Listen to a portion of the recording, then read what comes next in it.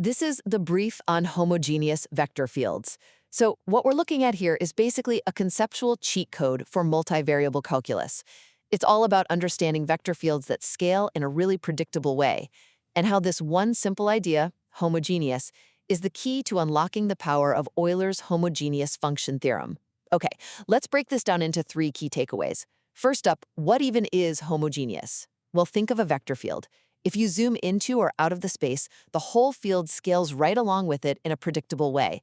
And that predictability, it's all governed by a single number, its degree, which we call n. This is where Euler's identity is so powerful. It says if you know n, you instantly know the field's radial rate of change. You know, how fast it changes as you move straight out from the origin. Second, the best way to get this is to visualize it. The material shows this with a few specific types of fields. For instance, you've got radial fields with a degree of 1, quadratic fields with a degree of 2, and constant fields.